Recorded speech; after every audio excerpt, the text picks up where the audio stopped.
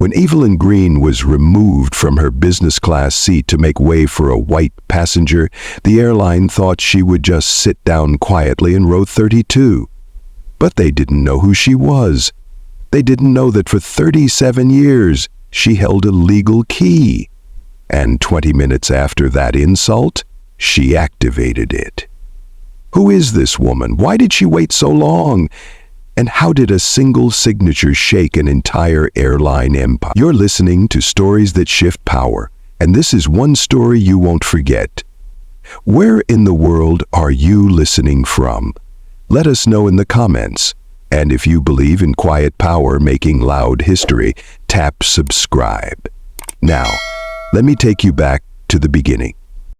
The flight from Dallas to D.C. wasn't supposed to mean anything, just a regular Tuesday. Just a woman on a plane. Mavis Greene moved slowly but steadily down the jet bridge, her coat buttoned high against the September wind still clinging to her skin. She didn't wear much makeup, didn't need to. Her face had lived through enough.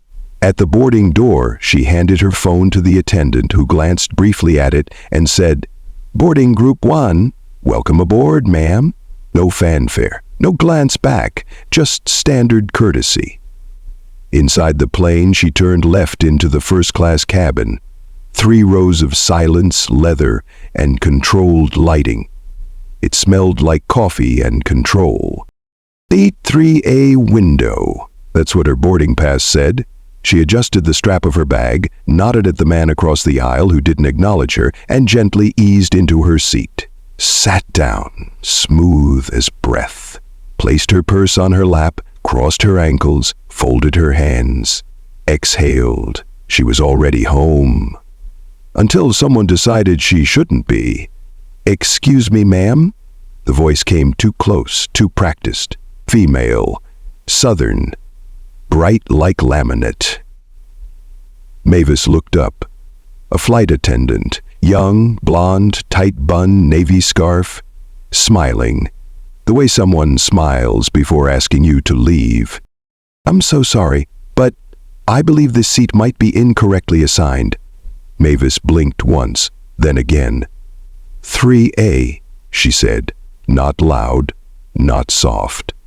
"Yes," the attendant replied. "It appears we had a last-minute upgrade and there may have been a system mix-up. We're hoping to correct that before takeoff."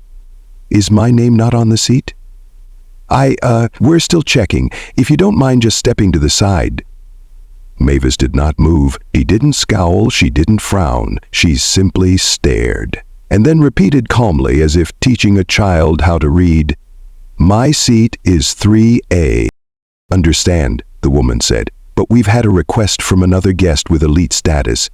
He's seated here normally, and we're just trying to maintain consistency for our loyal customers." At that, Mavis tilted her head just slightly, a movement so small it could have been mistaken for a stretch. "And I'm not loyal?" she asked. The flight attendant blinked. She shifted her stance, looked around. No help coming. "I'm going to check with the gate agent," she said, "just to be sure." Mavis didn't answer. She looked out the window and thought of her father. 3 rows behind her, a tall white man with an oversized briefcase hovered, watching the scene with mild irritation, like someone who'd ordered food and was still waiting for the check. The flight attendant returned, this time with a different face. A man, crisp and eager. "Miss Greene," he said with the tone of someone trying to win back a Yelp review, "we'd like to offer you a more comfortable seat in the forward economy cabin, extra legroom. It's a newer model." She turned to him, slow. "Let me ask you something," she said. "Does that seat have a number?" He faltered. "Pardon?" "The seat you're offering, does it have a number?" "Well, yes, it's seat 17C. "Then I'll stay in 3A, she said. He inhaled, paused, then dropped the voice into protocol mode. "Ma'am, if we can't resolve this, we may need to delay departure. We are asking for your cooperation." There it was, not a request, a warning. Mavis unclasped her purse, slipped one hand inside. She took out a small folded paper, creased and yellowed at the edges. It wasn't a ticket. It wasn't identification.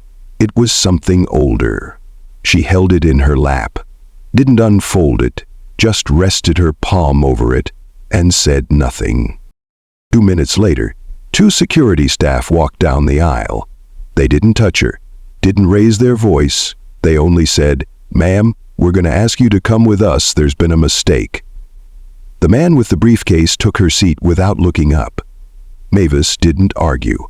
She stood, held on to the railing gently, turned back once to glance at 3A, then walked to the back of the plane.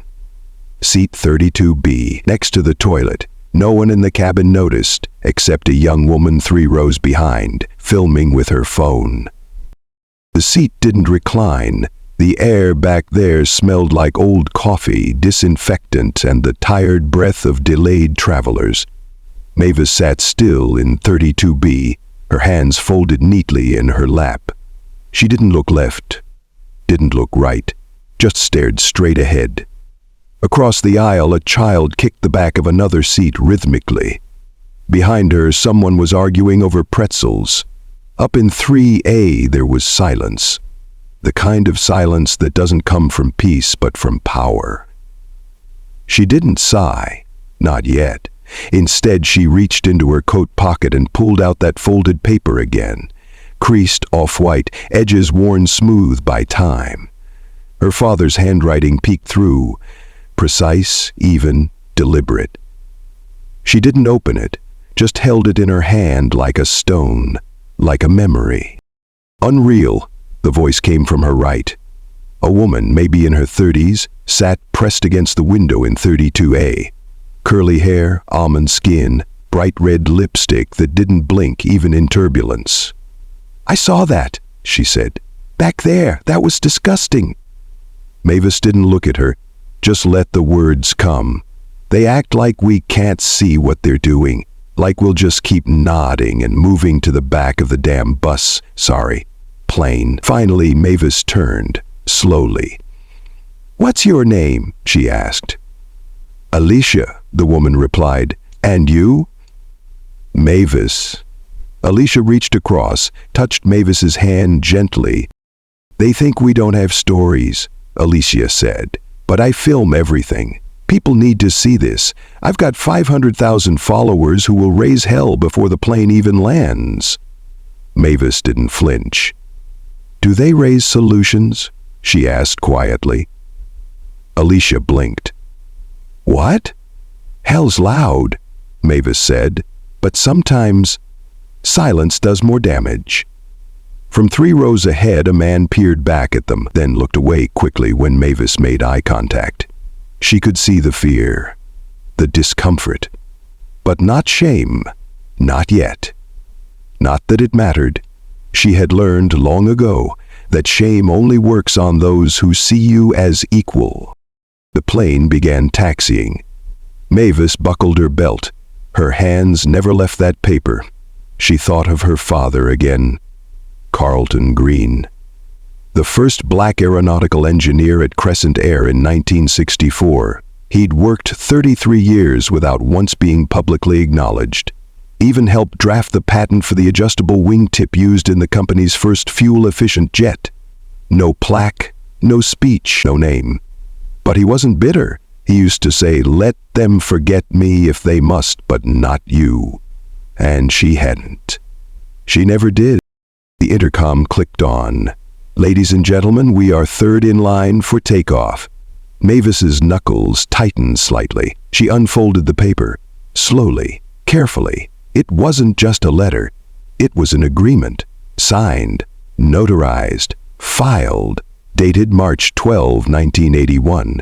Crescent Aviation Group Private Share Allocation Clause 14.3, Deferred Activation, eligible at age 65 plus. She turned the paper over, her father's note on the back. Just 5 words.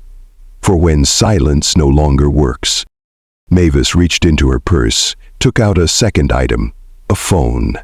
Not the touchscreen one everyone else used, a black heavy satellite phone, old school, the kind no algorithm tracks. She pressed a single button. It rang once. A voice answered. "You ready, ma'am?" Mavis looked out the small smeared window, the tarmac blurred by light and heat. Then she whispered, "Yes, start the transfer." The plane lifted gently off the ground. Engines roared as gravity let go. The nose tilted toward the clouds, and every soul on board leaned slightly back in their seats, some without knowing, some resisting. Mavis sat still in 32B, her posture upright, eyes steady, fingers resting on the armrest like they were reading Braille from the past. She did not close the agreement. She let it lie open in her lap, legal language exposed like an old scar finally breathing. Clause 14.3, she read under her breath, barely louder than the hum of the engine. Activation eligibility begins once the named successor reaches age 65 and has not sold or transferred name rights from the original Greene Trust. She hadn't. She never would. Carlton Greene hadn't been a loud man, but he believed in precision and timing. Mavis remembered his voice, rich, calm, always low. "Some contracts aren't meant to be executed when they're written," he once told her. "They're meant to wait until the world forgets, and then they remind." Back in 1979, he had helped draft a policy allowing employees to transfer future stock options to dependents. Few read the fine print. Even fewer believed it mattered, but he did. And when Mavis graduated from law school in 1981, he added her name to a sealed successor clause, a legal time capsule. He made her sign nothing, just gave her a copy, folded yellow, like the one she now held. Above 10,000 feet, the cabin lights dimmed. Mavis took out the second document, shorter, more recent, just one page, a directive from her financial trust, confirming her age milestone had been reached and verified. 3 months ago, it had been signed and ready, just waiting on one word from her. She tapped the satellite phone again. Same voice answered. "You sure?" he asked. "I'm done being quiet," she said. Then, in a voice both steady and devastating, "Activate Clause 14. End of Chapter 14. In an office tower in Atlanta, a woman in a gray suit tapped a secure login into a server vault, then opened a screen labeled Greene Accession Protocol, Private, Share, Reclamation, Status, Dormant. Command, Awaiting Primary Successor Authorization. She typed 3 words, Successor, Mavis Greene. Click. A second screen confirmed it. Shareholdings, 17.4%. Legacy holdings, silent class, 53.2%. Controlling owner, confirmed. Back on the plane, Mavis folded the documents together. The agreement, the directive, the silent inheritance. She returned them to her purse and zipped it slowly, gently, then leaned her head back and finally closed her eyes, just for a moment. Seat 32B was still cramped, still smelled like exhaustion. But now, it held the woman who owned the airline. The plane glided through clear air, turbulence soft as breath. Cabin lights dimmed further. Most passengers leaned into naps, headphones or half-watched sitcoms glowing from tiny seat screens. Somewhere, a baby whimpered. Somewhere else, ice rattled in a cup. In 32B, Mavis reached for her bag once more. Not rushed, not urgent, just measured. She pulled out a small notebook, the kind bound in leather with ribbon page markers inside. Every page was dated, handwritten, neat cursive, personal. She flipped to a bookmarked entry, May 14th, 2 years prior. A name, Lorna Diaz. A note beneath it, trust handler, old bones, sharp teeth, picks up after 1 ring. Mavis smiled softly, then took out a different phone. Small, matte black, unbranded. She pressed 1 key. The line didn't ring, not even once. "Greene," came the voice, low, crisp, familiar. Mavis said just 1 word, "It's time." The voice on the other end paused, then exhaled. "So, Clause 14, Lorna said. "I was wondering when you'd finally call." They hadn't spoken in a decade, but the rhythm came back instantly, like old jazz musicians picking up mid-riff. "I need you to initiate everything," Mavis said. Lorna didn't ask why, she asked when. "By tonight," Mavis answered, "before I land." "I've kept everything ready," Lorna said. "It's just sitting in wait. You sure you don't want to speak to the board directly?" Mavis looked out the window. Below, the clouds looked like smoke frozen in time. "I'm not here to fight them," she said. "I'm here to remind them who built their runway." A silence passed, long, reverent. Then Lorna said, "You know, there's still people inside who remember your father." "They didn't remember him on the 50th anniversary," Mavis replied, her voice flat. "Not on the banners, not on the brochures, not even in the slideshow," Lorna sighed. "Then I guess it's time they remember the daughter." A new message pinged into Mavis's private inbox. Lorna had already begun transmitting the paperwork. Encrypted documents, server keys, shareholder control credentials, all cascading into place like tiles locking into a floor long buried. The final note from Lorna read, "Activation confirmed. You are now the majority shareholder of Crescent Air. Welcome back." Across the cabin, the blonde flight attendant passed by again. Janice. She didn't look down this time, just moved quickly, like something in her gut told her this wasn't over. Mavis didn't look up either. She simply opened a fresh page in her notebook, dated it, and wrote, "Today, I reclaimed the sky." The air was thinner back here, not because of altitude, but because of memory. Row 32 didn't belong to luxury, no champagne, no fresh linen, just recycled air, elbow nudges, and overhead bins that never quite closed. But for Mavis Greene, row 32 was sacred, because this was where she had always observed. Her father, Carlton Greene, used to sit in the back too, even when he helped design the wings, even when he filed the patents. Even when he trained the men who now sat in first class, he flew often for work, never in a tie, always with a pen clipped to his pocket, and an engineer's notebook full of sketches nobody understood but him. Once Flight Mavis was 10. She sat beside him in the very last row of a prototype jet. The seat was sticky, the tray table bent, and the window too scratched to see through. She asked, "Why don't you tell them to put your name on the plane?" Carlton had smiled, eyes tired but proud.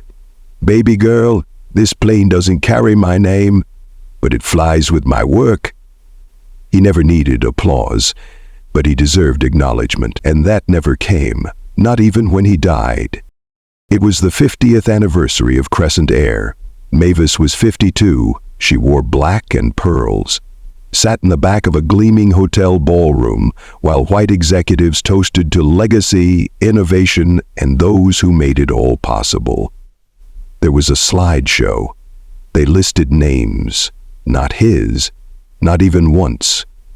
Mavis didn't cry that night, not there, but in the elevator afterward, alone. She slid down the wall with her purse clutched in both hands and wept for the man whose work was flying above them while his name was buried below. Now, decades later, in row 32 once again, she inhaled that same hollow cabin air. A child behind her sneezed. A man across the aisle was watching an action movie too loud. No one knew her. No one saw her. No one cared. And that's why it would work, because nobody resists a storm they never saw coming. Mavis reached into her notebook, wrote one line, "He flew in silence. Now I speak for him," then closed her eyes, and for the first time in years she smiled. The plane was mid-air, smooth skies, quiet enough for thoughts to get loud. Mavis pulled her personal phone from her coat pocket, the modern one with cracks along the edge and a small sticker of a brown girl in glasses that Imani had put there years ago. She hesitated, then pressed the name at the top of her favorites, Imani G. It rang once, twice. Then, "Mama?" Sharp, concerned, tired, familiar. Mavis closed her eyes at the sound. "I'm okay," she said first. Pause. "Are you?" "'Cause I just got tagged in 3 videos on TikTok where some airline employee is escorting you out of first class like you a damn security risk." Mavis sighed. "It's complicated." "No, Mama, it's not." "You had a confirmed seat, didn't you?" "Yes." "And they moved you?" "Yes." Imani's voice dropped into that dangerous flat tone, the one she used in boardrooms when men tried to explain her own design patents to her. "Crescent did this, yes?" Imani went quiet for a moment. Then, "That's the same route they gave Ken that technical error last quarter." Mavis shifted in her seat. "It's not about the seat." "Oh, it's about the seat," Imani snapped. "And the years of them pretending we don't exist." There was a pause. Then Mavis said softly, "What if I told you this seat, this airline, this company was already mine?" Silence. Then laughter, short, disbelieving. "What?" "Clause 14, Mavis said. "Your grandfather signed it into place in 1981. Deferred succession, age-based activation. Trust ownership locked by name." Imani didn't speak. Mavis could feel her calculating, thinking, shifting from daughter to strategist in real time. Mavis: "Yes? And you activated it today?" Mavis: "Yes." Another pause, then softer. "Why didn't you ever tell me?" Mavis hesitated. "Because I wasn't ready to be believed." On the other end, Imani paced across her living room in D.C., barefoot, phone tight to her ear. On the wall behind her hung 3 framed patents, all Crescent cabin redesigns, all stamped with her name, all filed under departments that never promoted her. "Mama," she said finally, voice breaking just a little, "you waited 37 years. I waited for the world to call me small, and I needed them to do it. Because now, when I rise, they'll have no excuse left." Imani didn't cry, didn't scream. She just sat down and whispered, "Tell me what you need." Mavis looked out the window. Cloud banks like mountains, sun turning the sky lavender. "I need you to call Lorna," she said, "and finish what your grandfather started." The sky outside the cabin turned gold. Landing was less than an hour away, but something far bigger than a plane was descending. Inside a quiet boardroom in Atlanta, a light blinked green. "New file uploaded," said the assistant, eyes on her screen. The man at the head of the table, Crescent's interim CEO, Gerard Teller, glanced up. "What file?" "Encrypted packet from Green Trust. Activation documents." Looks. Gerard stood slowly, walked to the console, typed his own credentials, opened the file. There it was, plain text, legal seal, verified timestamps, majority share transfer, executed, successor, Mavis Greene, new ownership, 53.2%, active class voting power. The air in the room shifted. He read the name again, then again. "Greene?" he whispered. His assistant nodded. "Carlton's daughter, legal successor, clause 14. Gerard's face went pale. "We buried that clause decades ago." The assistant simply said, "She didn't." Back on the plane, Mavis felt it happen. It wasn't spiritual, it wasn't mystical, it was contractual. At 5:47 p.m. Eastern Standard Time, her name replaced Crescent's internal registry for majority stakeholder. Not provisional, not temporary, confirmed. From the overhead speaker, the captain's voice broke the silence. "Ladies and gentlemen, we'll begin our descent into Washington, D.C. shortly. Flight crew, prepare for landing." Mavis reached into her bag.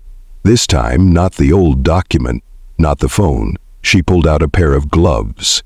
Black leather, simple, Carlton's initials, CN, stitched inside. She slid them on. One finger at a time, then opened her notebook and wrote, Ownership confirmed, silence complete. Now we land. At that same moment, Lorna texted just 2 words, "All yours," and Imani replied with one line, "Let's make them say his name." The wheels kissed the runway. Not slammed, not screeched, just a smooth, precise touch, like the pilot knew someone important had just taken control of the sky. Seatbelt lights blinked on, passengers stirred, phones lit up. In row 32, Mavis stayed still, hands gloved, posture regal, eyes forward. Flight attendants bustled, opening overhead bins, thanking passengers without looking at them. "Thank you for flying, Crescent Air. Take care now. Safe travels." But none of them looked at her. Still invisible, still underestimated. Perfect. Imani was waiting just past security. No sign, no makeup, no smile, just black boots and a high-collar coat. Head high, shoulders sharp. They hugged briefly, tightly, no words, then walked side by side toward Concourse C. Not to baggage claim, not to ground transport, to the executive terminal. Behind the glass, a young white man in uniform glanced up. He started to speak, hesitated, then did a double take. "I'm sorry, ma'am, this area is for Crescent corporate travel only."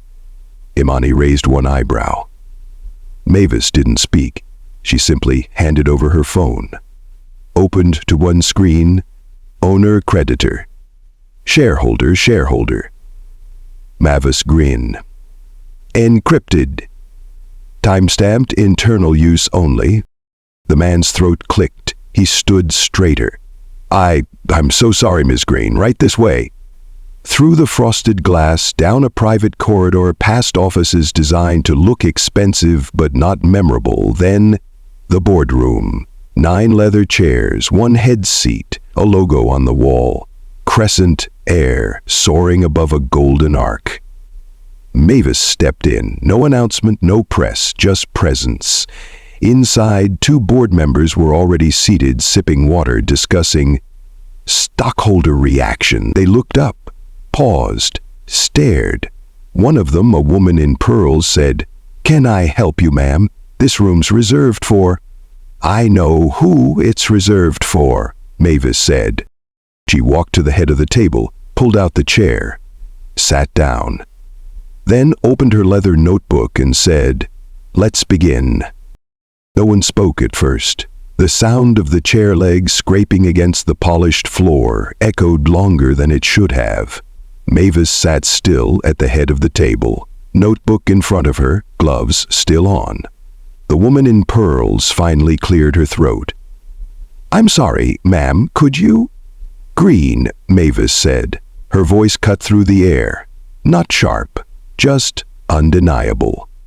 "Mavis Greene, majority shareholder, Crescent Air." Another board member shifted uncomfortably.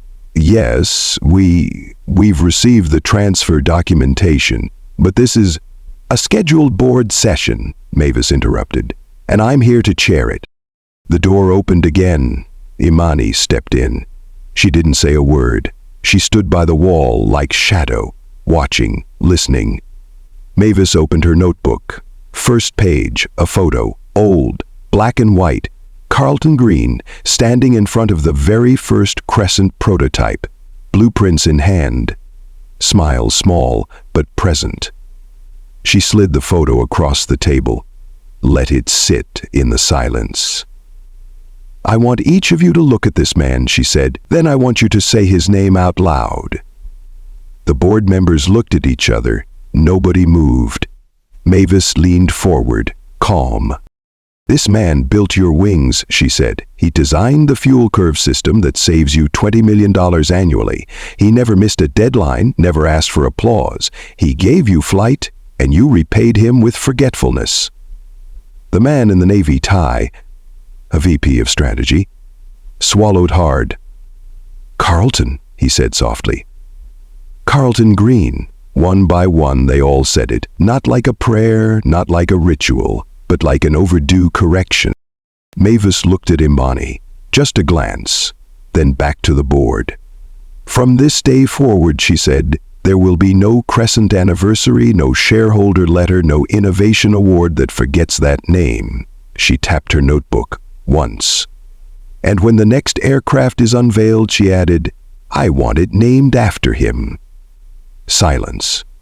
Then the woman in pearls asked quietly, What will you call it? Mavis smiled. The Green Line. 3 days later, same airport, same airline, same gate, but not the same woman. Mavis walked slowly through Concourse B. No entourage, no fanfare, just her steps, measured, weighted. People didn't recognize her, not yet, but they looked longer.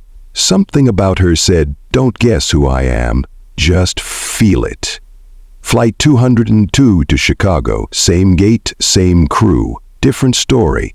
Janice, the flight attendant who had moved her last time, spotted her first. She froze mid-laugh with a colleague, stiffened, took half a step forward. Ms. Greene, she started, voice soft, unsure. Mavis held her gaze, then said simply, I'll take 3A today. Janice nodded too quickly. Of course, ma'am, absolutely. Anything you need. Boarding had just begun. Group 1 was still filing in when Mavis walked ahead. She didn't wait for her group to be called. Because you don't wait when you own the plane. Seat 3A, window seats, champagne already poured. This time no one asked questions. No one looked her up and down. A few passengers noticed, whispered. One man leaned toward his wife. That's her, the new owner, the one from the videos. From 32B, a young girl, maybe 10, skin like cinnamon, eyes wide with wonder, looked forward, blinking. Mavis caught her gaze. She smiled, then gave a small nod, just once.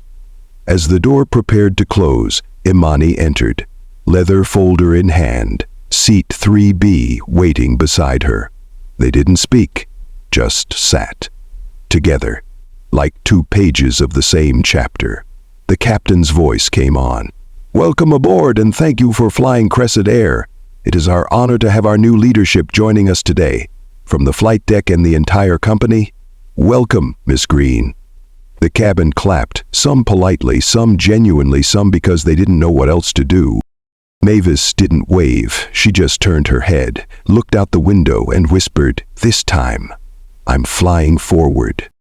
6 months later, the sun hit the tarmac just right, golden, slow, like it knew history was about to happen.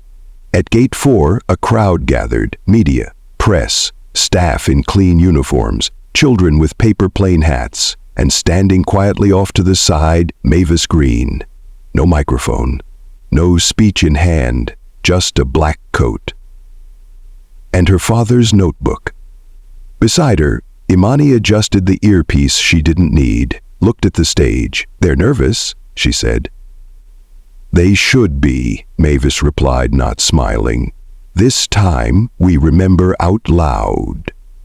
A hush came over the crowd. A voice from the PA system. Ladies and gentlemen, please join us as we unveil the newest aircraft in the Crescent Fleet, the Carlton Greene. As flashbulbs, cheers. But Mavis didn't move. She looked up slowly, not at the crowd, not at the cameras, but at the plane. The name Carlton Greene painted in bold navy blue across the body. Underneath, built from brilliance, flown with legacy. Later that evening, the press asked Mavis what she hoped this moment would mean. She didn't answer right away.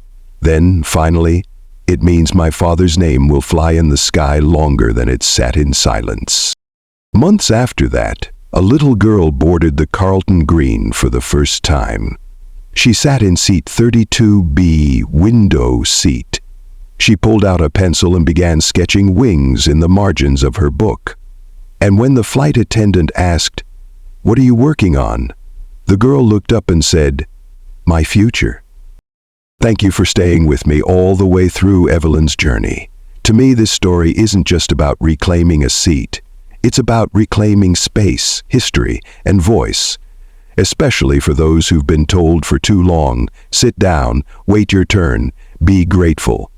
Evelyn didn't raise her voice, she raised her name. And when the time came, she didn't demand respect. She owned the system that once erased her. If that moved you, inspired you, or reminded you of someone in your family, I hope you'll share this story with them. Leave a comment, like the video, and don't forget to subscribe, because the next story might just be yours.